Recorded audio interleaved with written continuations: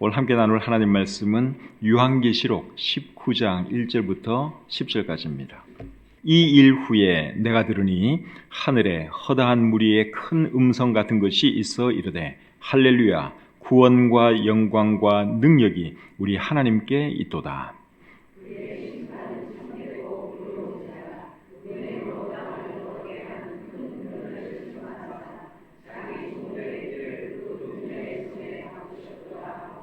두 번째로 할렐루야 하니 그 연기가 세세토록 올라가더라.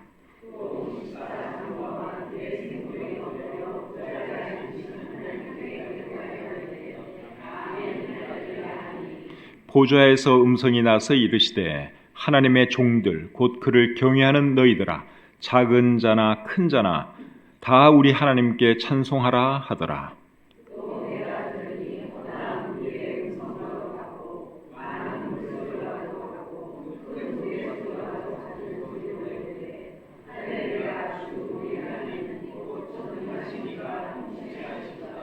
우리가 즐거워하고 크게 기뻐하며 그에게 영광을 돌리세. 어린 양의 혼인 기약이 이르렀고 그의 아내가 자신을 준비하였으므로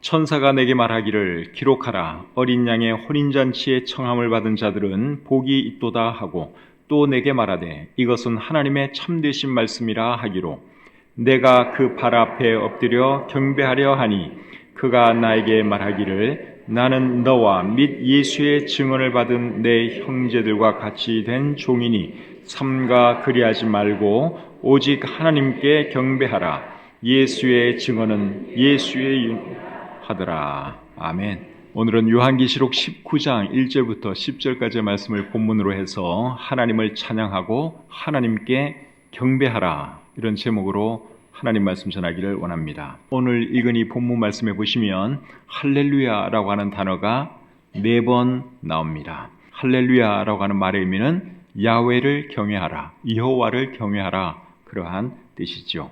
할렐루야라고 하는 말은 우리 성경에서 시편과 요한계시록에만 나옵니다. 시편에 23번 나오고 요한계시록에 4번 나옵니다. 근데 요한계시록에 4번 나오는 할렐루야가 오늘 이 본문에 다 나오고 있습니다.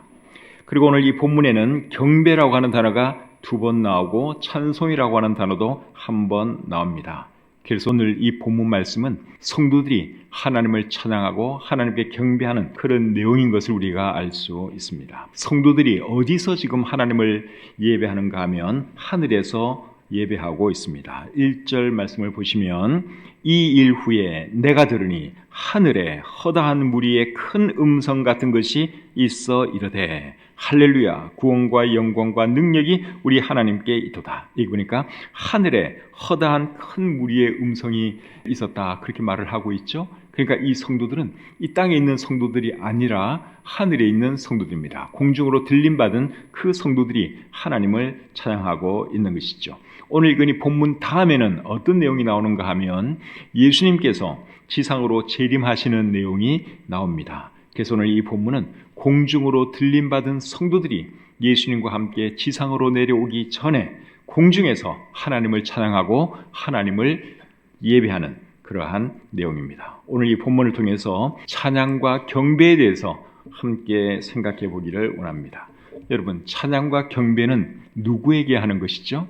우리가 지금도 하나님을 찬양하고 또 하나님을 예배하고 있는데 누구에게 하는 것입니까?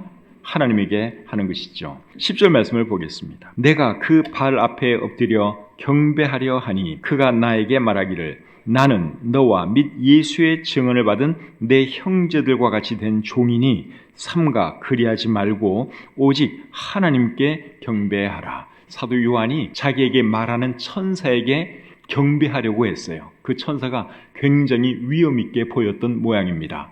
그래서 사도 요한이 그 천사에게 경배하려고 했을 때 천사가 뭐라 그랬죠? 나에게 경배하지 말고 하나님께 경배하라. 그렇게 말을 했습니다. 이 천사가 요한의 경배를 받았다면 이 천사는 제2의 사탄이 될 뻔했습니다. 그런데 이 천사가 참 착한 천사였던 것 같아요. 그래서 자기가 경배를 받지 않고 나에게 경배하면 안 되고 하나님께 경배해야 한다. 그렇게 바르게 가르쳐 주었죠. 이 세상에 사람들의 경배와 찬양을 받기에 합당하신 분은 우리 하나님 한 분밖에 안 계십니다. 우리 하나님은 성부, 성자, 성령 하나님으로 존재하는 분이시죠. 그래서 우리는 성부 하나님께 예배하고 성자 예수님께 예배하고 그리고 성령님께 우리가 예배를 드리죠. 하나님이 아니면서 사람들의 찬양과 경배받기 원하는 존재가 있는데 그 존재는 바로 사탄입니다. 사탄은 예수님에게도 접근해서 예수님에게 말하기를 나에게 경배하면 이 천하를 너에게 주겠다. 사탄이 그렇게 말을 했습니다. 예수님으로 하여금 자기를 경배하도록 미혹한 존재가 사탄입니다. 사탄이 그렇게 예수님을 미혹했을 때 예수님이 뭐라고 물리쳤죠? 마태복음 4장 10절을 보시면 사탄아 물러가라. 기록되었을 때 주 너의 하나님께 경배하고 다만 그를 섬기라 하였느니라. 예수님께서 하나님의 말씀으로 사탄을 물리치셨어요. 오직 하나님만 섬기라 그랬는데 어찌 너에게 경배하라고 나에게 말을 하느냐. 예수님이 그렇게 말씀을 하시면서 사탄을 쫓아내셨죠. 사탄은 여러분 오늘날에도 사람들이 자기에게 경배하기를 원합니다. 또 경배하라고 미혹합니다. 그 미혹에 절대로 넘어가지 마시고 우리가 한평생 예배하고 찬양해야 할 분은 하나님 한 분밖에 안 계신다 하는 이 사실 절대로 잊지 마시기를 바랍니다. 그래서 찬양과 경배는 누구에게 해야 하는 것입니까? 하나님에게 해야 하는 것이죠. 또 찬양은 여러분 누가 하는 것입니까? 찬양은 누가 하는 겁니까? 구원받은 하나님의 백성들이 하는 것이죠. 5절 말씀을 보겠습니다. 5절 보좌에서 음성이 나서 이르시되 하나님의 종들 곧 그를 경외하는 너희들아 작은 자나 큰 자나 다 우리 하나님께 찬송하라. 자, 여기 보니까 찬양은 누가 하는 것입니까? 하나님의 종들 곧 그를 경외하는 너희들아 그러면서 하나님을 찬양하라 말씀하고 있죠. 그래서 하나님의 종이고 하나님을 경외하는 자라면 작은 자 큰 자 할 것 없이 다 하나님을 찬양해야 합니다. 하나님은 찬양받기 위해서 사람들을 창조하셨습니다. 이사야 43장 21절에 이렇게 기록되어 있습니다. 이 백성은 내가 나를 위하여 지었나니 나를 찬송하게 하려 함이니라. 하나님께서 왜 사람을 지으셨느냐? 찬송받기 위해서 하나님께서 사람을 지으셨습니다. 또 시편 150편 6절에는 이렇게 말씀하고 있습니다. 호흡이 있는 자마다 여호와를 찬양할지어다 할렐루야. 누가 하나님을 찬양해야 된다고요? 호흡 있는 자들. 이 세상의 모든 사람은 사실 하나님을 찬양해야 합니다. 근데 사람들이 그렇게 잘 안 하죠. 우리는 하나님을 찬양하고 하나님을 경배하지만 그렇게 하지 않는 사람들도 많습니다. 하나님을 모르기 때문에 그런 것이죠. 하나님을 모르는 사람은 몰라도 하나님을 아는 사람이라면 하나님을 찬양하고 하나님을 예배해야 합니다.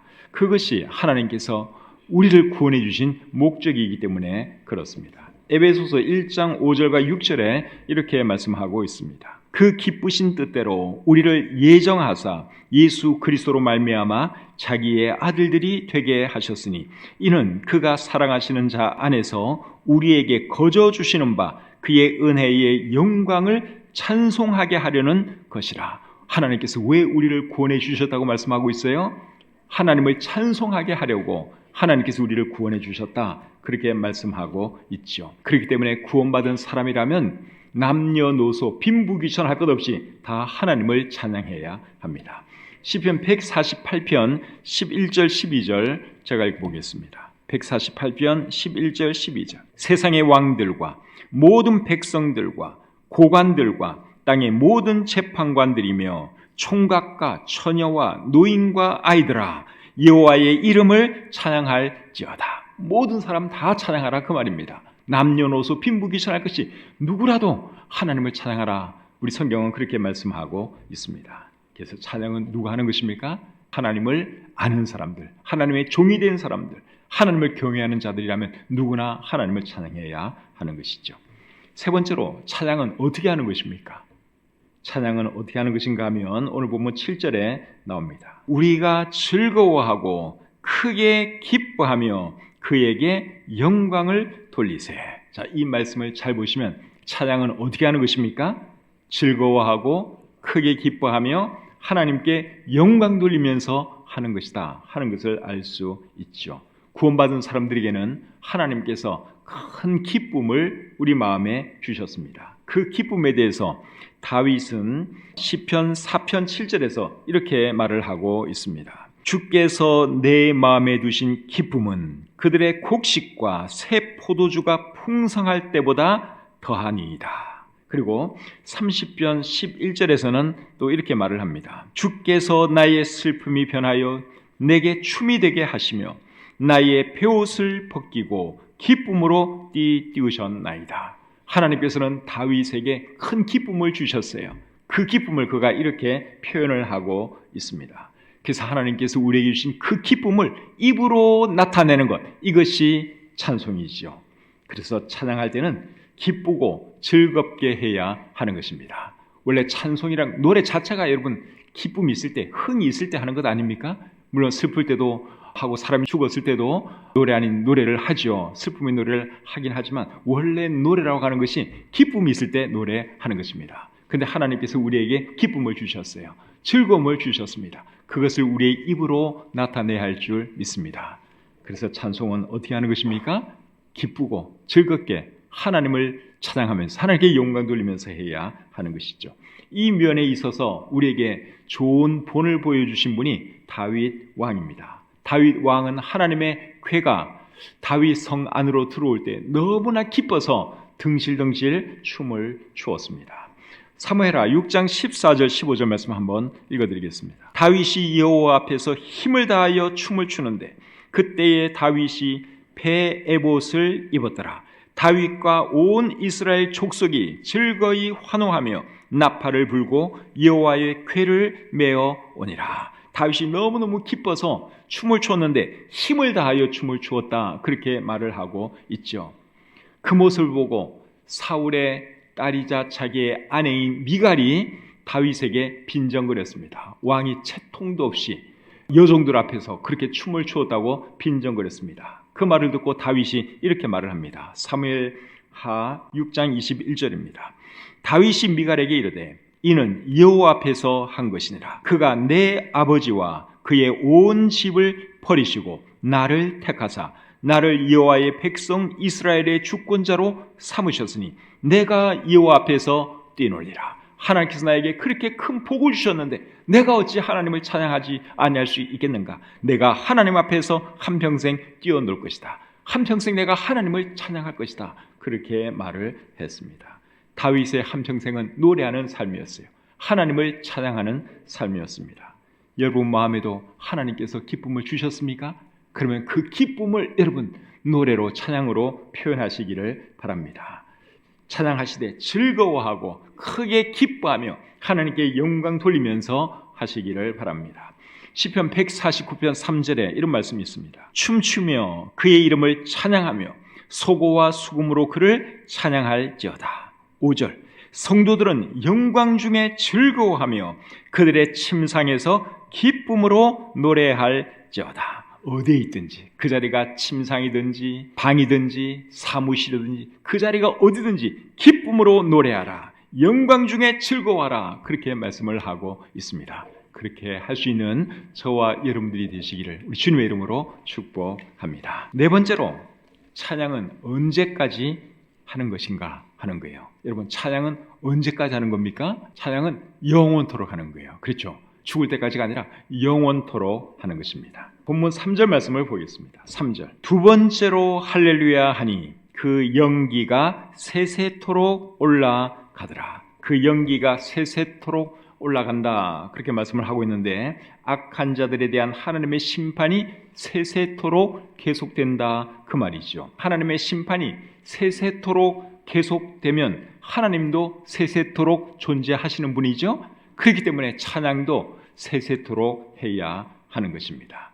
요한계시록 4장 9절과 10절에 이렇게 말씀을 하고 있습니다. 요한계시록 4장 9절 10절입니다. 그 생물들이 보좌에 앉으사 세세토록 살아계시는 이에게 영광과 존귀와 감사를 돌릴 때에 24장로들이 보좌에 앉으신 이 앞에 엎드려 세세토록 살아계시는 이에게 경배하고 자기의 관을 보좌 앞에 드리며 이르되, 여기 보시면 우리 하나님을 세세토록 살아계시는 분으로 말씀을 하고 있죠. 그분 앞에 24장로도 찬양을 하고 생물들, 즉 천사들도 찬양을 하고 있는 것을 여기에 기록하고 있습니다. 그래서 우리가 언제까지 찬양을 해야 하느냐? 세세토록 해야 하는 것입니다. 우리가 이 땅에서 몇십 년 살다가 결국 다 천국에 갈 사람들인데, 천국에서 여러분 영원토록 하는 것이 뭔 줄 아십니까? 하나님을 찬양하고 하나님께 경배하는 것입니다. 그 일을 우리가 영원토록 하게 될 것입니다. 그런 말하면 어떤 사람들은 그러면 천국 생활이 상당히 지겨울 것 같은데요, 그렇게 말하는 분들이 있어요. 평상시에 예배를 조금 지겹게 생각하는 분들은 그렇게 생각할 수 있습니다.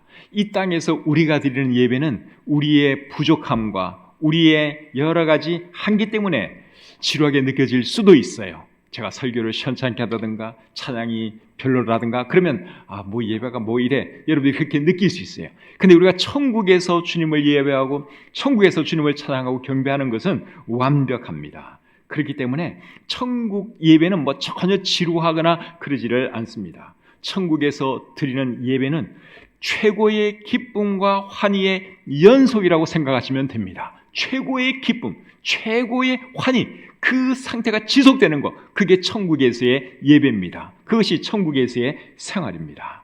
그래서 여러분, 우리는 영원토록 주님을 예배해야 하는 사람이다 하는 것을 기억하시고, 이 땅에서부터 우리가 하나님을 더 잘 예배하는 저와 여러분들이 되시기를 바랍니다. 자, 다섯 번째로, 찬양은 왜 하는 것입니까? 오늘 이 본문에서 그 이유를 네 가지로 말씀을 해주고 있습니다. 왜 찬양해야 하는가? 첫 번째는 구원과 영광과 능력이 하나님께 있기 때문에 그렇습니다. 오늘 본문 1절을 다시 보겠습니다. 본문 1절 하반절입니다. 할렐루야, 구원과 영광과 능력이 우리 하나님께 있도다. 무엇이 우리 하나님께 있다고요? 구원과 영광과 능력이 우리 하나님께 있다고 말씀을 하고 있죠. 구원이 하나님께 있다 하는 말의 의미는 사람을 구원해 주실 수 있는 분은 하나님뿐이다, 그 말이죠. 사람이 가지고 있는 문제 중에서 제일 큰 문제가 뭔 줄 아십니까? 죽는 거죠. 죽음보다 더 큰 문제는 없습니다. 사람이 죽는 것은 죄 때문이고, 죄 때문에 사람이 죽으면 그 후에 하나님의 심판이 있다고 성경은 말씀하고 있습니다.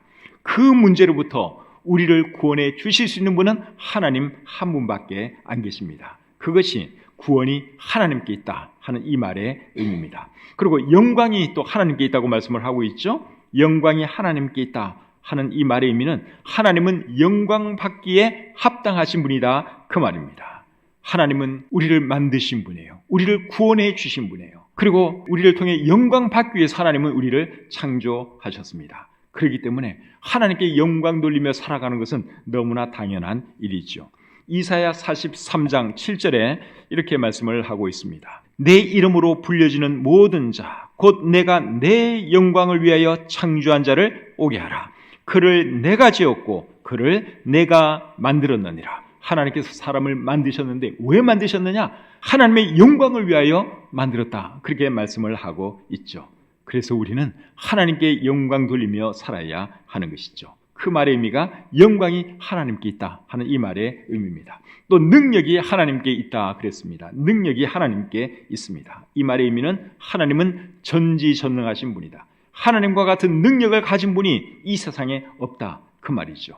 그렇기 때문에 우리는 하나님을 찬양하고 하나님께 경배해야 하는 것이죠. 사랑하는 성도님 여러분, 그리고 이 자리에 계신 여러분, 여러분들은 하나님을 알고 계십니까? 여러분들은 하나님 알고 계셔요? 하나님을 알고 계시면 하나님께 영광을 돌려야 합니다. 혹이 중에 하나님을 아직 모르고 있는 분이 계시면 이제부터라도 하나님을 아시고 하나님을 경배하며 하나님을 찬송하면서 살아가시기를 바랍니다. 그렇게 하라고 하나님께서 여러분들을 이 땅에 태어나게 하셨어요. 그렇게 하라고 하나님께서 여러분들을 창조하셨습니다. 그리고 그렇게 하는 것이 사람의 의무입니다. 사람의 본분입니다. 전도서 12장 13절에 이렇게 말씀을 하고 있죠. 일의 결국을 다 들었으니 하나님을 경외하고 그의 명령들을 지킬지어다. 이것이 모든 사람의 본분이니라. 사람의 본분이 뭐라고요? 하나님을 경외하면서 하나님의 명령을 지키면서 살아가는 것, 그것이 사람의 본분입니다. 그렇게 살아가시는 여러분들이 되시기를 바랍니다. 그렇게 살 때 그 인생이 행복해질 수 있어요. 하나님을 떠나서 자기 마음대로 살면 행복할 것 같은데 사실은 그렇지 않아요. 하나님 경외하면서 하나님 말씀대로 살아갈 때 그게 인생의 기쁨이 있고 행복이 있습니다. 신명기 33장 29절에 이런 말씀이 있습니다. 이스라엘이여 너는 행복한 사람이로다. 여호와의 구원을 너같이 얻은 백성이 누구냐? 그는 너를 돕는 방패시요 내 영광의 칼이시로다.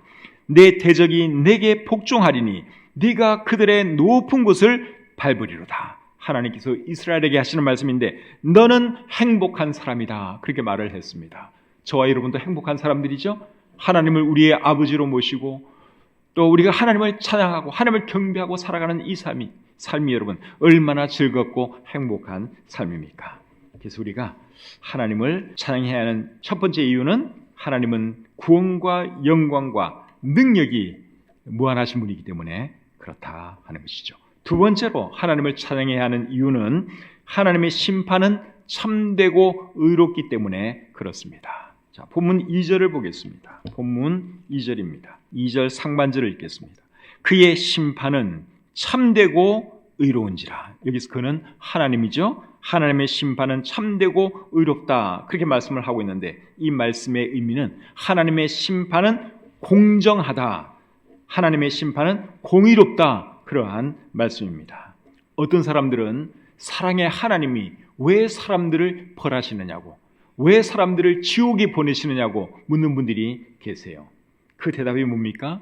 하나님은 사랑의 하나님이기도 하지만 공의의 하나님이기 때문에 그렇습니다. 사랑은 무한하세요. 근데 또 공의의 하나님이기 때문에 죄에 대해서는 반드시 벌을 하실 수밖에 없습니다. 그래서 하나님이 어떤 사람들에 대해서는 지옥에 가도록 내버려 두는 것이죠. 사람을 지옥에 보내시는 것과 관련해서 마태복음 25장 41절은 이렇게 말씀을 하고 있습니다. 마태복음 25장 41절입니다. 또 왼편에 있는 자들에게 이르시되 저주를 받은 자들아 나를 떠나 마귀와 그 사자들을 위하여 예비된 영원한 불에 들어가라. 자, 이 말씀에 의하면 지옥 불은 누구를 위하여 예비된 겁니까? 사탄과 마귀와 그 사자들을 위하여 예비되었다. 그렇게 말씀을 하고 있죠. 그러니까 엄격히 말하면 하나님께서 사람들을 지옥에 보내시는 것이 아니라 사탄을 추종하는 사람들이 사탄을 따라가는 것입니다. 그러니까 그 책임은 사람들에게 있는 것이죠. 자신들의 선택에 의해서 사람들이 지옥으로 가는 것입니다. 하나님께서 절대로 보내시는 게 아니에요. 지옥은 사람들을 위해서 만들어 놓은 장소가 아닙니다. 사탄을 위해서 만든 장소예요. 근데 사람들이 사탄을 따라가니 함께 지옥에 갈 수밖에 없는 것이죠. 에베소서 2장 2절에는 이런 말씀이 있습니다. 에베소서 2장 2절입니다. 그때에 너희는 그 가운데서 행하여 이 세상 풍조를 따르고 공중의 권세 잡은 자를 따랐으니 곧 지금 불순종의 아들들 가운데서 역사하는 영이라. 공중의 권세 잡은 자를 따랐다. 그렇게 말을 하고 있죠. 지금도 예수님 안 믿는 사람들은 공중의 권세 잡은 자, 사탄을 따라가고 있는 사람들이에요. 사탄 따라가면 어쩔 수 없어요. 사탄이 가야 할 지옥에 가게 되는 것이죠. 세 번째로 왜 찬양해야 되느냐? 하나님께서 통치하시기 때문에 그렇습니다. 오늘 본문 6절 하반절을 보겠습니다. 6절 하반절.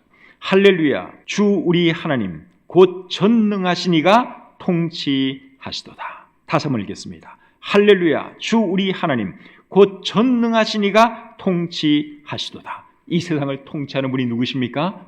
하나님이시죠. 하나님께서 통치하신다. 그렇게 말씀을 하고 있습니다. 외관적으로 보면 세상의 권력자들이 세상을 통치하는 것 같고 사탄이 세상을 지배하는 것처럼 보이지만 가장 높은 곳에서 이 세상을 다스리시는 분은 우리 하나님이십니다. 세상의 권력자들에게 권력을 주신 분도 하나님이세요. 사탄으로 하여금 일시적으로 공중의 권세 잡은 자가 되도록 허락하신 분도 하나님이십니다. 그렇지만 하나님은 지금 이 순간에도 가장 높은 곳에서 이 세상을 다스리고 계신다 하는 것을 여러분들이 절대로 잊지 마시기를 바랍니다.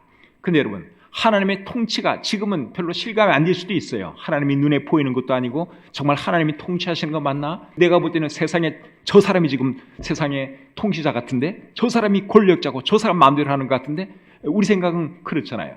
근데 여러분 그렇지 않습니다. 이 세상을 진짜 실제로 통치하는 분은 우리 하나님이세요. 근데 그 하나님의 통치가 가시적으로 드러날 때가 있습니다. 지금은 안 보이잖아요. 근데 그것이 우리의 눈으로 확인할 수 있는 그 때가 있는데, 예수님께서 다시 오셔서 이 세상을 다스리실 때는 그 모든 것이 이제 가시적으로 드러나게 되는 것이죠. 핸델의 메시아에 나오는 할렐루야 합창, 여러분 다 알고 계시죠? 그 핸델의 할렐루야 합창이 예수님께서 이 세상을 통치하는 그때를 노래한 것이죠. 그 노래 가사가 요한계시록에 나오는 세 구절을 가지고 만든 노래입니다. 그 중에 한 구절이 방금 읽은 6절 말씀이에요. 할렐루야, 주 우리 하나님 곧 전능하신 이가 통치하시도다 하는 말씀이고, 그 다음에는 요한계시록 11장 15절 말씀이에요. 요한계시록 11장 15절 중간에 보시면 세상 나라가 우리 주와 그의 그리스도의 나라가 되어 그가 세세토록 왕노릇 하시로다. 그리고 또 한 말씀은 요한계시록 19장 16절입니다. 그 옷과 그 다리에 이름을 쓴 것이 있으니 만왕의 왕이요 만주의 주라 하였더라. 요 세 구절하고 그 다음에 할렐루야라고 하는 이 단어를 가지고 만든 노래가 핸델의 메시아입니다. 제가 오늘 아침에도 다시 한번 그 노래를 듣고 왔는데 가사가 너무너무 심플해요. 그냥 하나님이 통치하신다, 하나님께서 다스리신다, 할렐루야, 그거예요. 만왕의 왕, 만주의 주, 그게 가사 전부인데 정말 핸델이 멋진 노래를 만들었습니다. 이 세상에 많은 노래가 있지만 가장 위대하고 아름다운 노래가 저는 그 노래가 아닌가 생각이 듭니다. 근데 그 노래는 예수 그리스도께서 다스릴 때 그때를 생각하면서 그분이 만든 노래다 하는 것이죠. 세상의 인간 통치자들은 잠시 있다가 사라집니다. 사탄도 잠시 세상의 임금 노릇하지만 결국 사탄도 멸망당할 것입니다. 이 세상의 영원한 통치자는 누구십니까? 하나님이세요. 하나님이 영원한 통치자이십니다. 그래서 우리가 하나님을 찬양하고 하나님께 경배해야 하는 것이다 하는 거죠. 네 번째로 왜 우리가 하나님을 찬양해야 되느냐? 우리를 예수 그리스도의 신부가 되게 해 주신 분이 하나님이기 때문에 그렇습니다. 오늘 보면 7절부터 9절 말씀을 보겠습니다. 내용적으로는 오늘 이 본문 말씀 중에 핵심이 이 말씀이에요. 7절부터 9절까지의 말씀입니다. 우리가 즐거워하고 크게 기뻐하며 그에게 영광을 돌리세. 어린 양의 혼인 기약이 이르렀고 그의 아내가 자신을 준비하였으므로 그에게 빛나고 깨끗한 세마포 옷을 입도록 허락하셨으니 이 세마포 옷은 성도들의 옳은 행실이로다 하더라. 천사가 내게 말하기를 기록하라. 어린 양의 혼인잔치에 청함을 받은 자들은 복이 있도다 하고. 자, 여기 보시면 구원받은 그리스도인들을 예수 그리스도의 신부라고 표현하는 것을 우리가 볼 수 있죠. 신약 성경에서는 구원받은 성도들의 모임을 교회라고 하는데 교회를 예수 그리스도의 신부로 표현을 합니다. 그런데 예수님과 교회가 혼인식은 했습니까? 안 했습니까? 아직 혼인식은 안 했어요. 우리 교회가 예수 그리스도의 신부인데 혼인식은 아직 안 했습니다.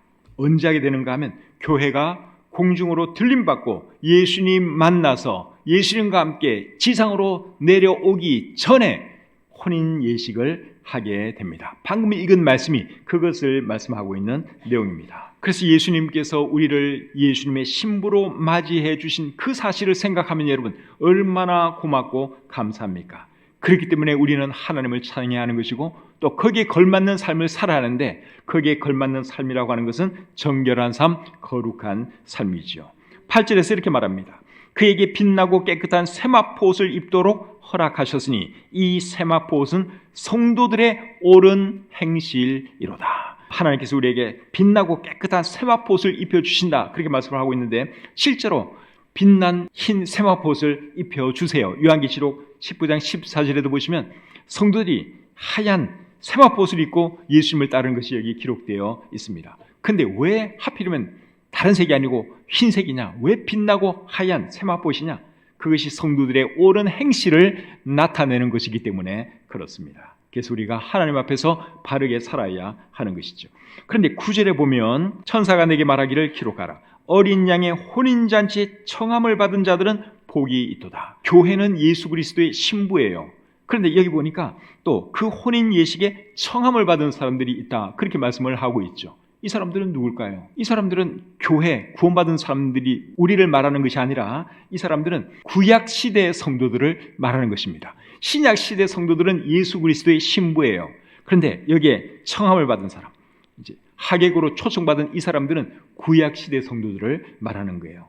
요한복음 3장 29절 말씀을 한번 보겠습니다. 신부를 취하는 자는 신랑이니 서서 신랑의 음성을 듣는 친구가 크게 기뻐하나니 나는 이러한 기쁨으로 충만하였노라. 침례 요한이 한 말이에요. 침례 요한은 예수님을 신랑으로 표현하고 있습니다. 그리고 자기를 신랑의 친구라고 표현하고 있습니다. 예수님은 신랑이고 자기는 신랑의 친구예요. 그럼 신부는 누굴까요? 신부가 신약시대 성도들을 말하는 겁니다. 침례 요한은 구약시대 사람이에요. 구약시대의 마지막 사람이라고 할 수 있습니다. 그리고 누가복음 7장 28절 말씀을 또 보겠습니다. 내가 너에게 말하노니 여자가 낳은 자 중에 요한보다 큰 자가 없도다. 그러나 하나님의 나라에서는 극히 작은 자라도 그보다 크니라 하시니, 여자가 낳은 자 중에 침례 요한보다 더 큰 자가 없다고 말씀을 하고 있습니다. 그런데 하나님의 나라에서는 극히 작은 자라도 그보다 크다, 침례 요한보다 크다, 그렇게 말을 하고 있어요. 하나님의 나라에 있는 극히 작은 자들, 이 사람들이 누구를 말하는 것일까요? 신약시대 성도들을 말하는 것입니다. 그러니까 침례 요한이 정말 큰 분이죠. 위대한 분이죠. 그런데 아무리 위대한 분이라 할지라도 신약시대 성도들이 누리고 있는 이 축복과 특권을 그가 누리지는 못했어요. 그래서 신약 성도들에 비하면 그는 또 아무것도 아니다, 그렇게 여기에 말씀하고 있는 것이죠. 그래서 어린 양의 혼인잔치에 청함을 받은 사람들은 구약시대 성도들이고 신부가 신약시대 성도들이라 하는 것을 여러분들이 아시기를 바랍니다. 혼인잔치에 청함을 받은 자들도 복이 있다 그랬는데 예수 그리스도의 신부가 된 저와 여러분들은 얼마나 더 복이 있는 사람들입니까? 그래서 우리가 하나님을 찬양해야 하는 것이죠. 우리가 예수 그리스도의 신부라고 하는 이 사실을 기억하면서 늘 하나님 모시기에 바르고 깨끗한 삶 살아가는 저와 여러분들이 되시기를 우리 주님의 이름으로 축복합니다.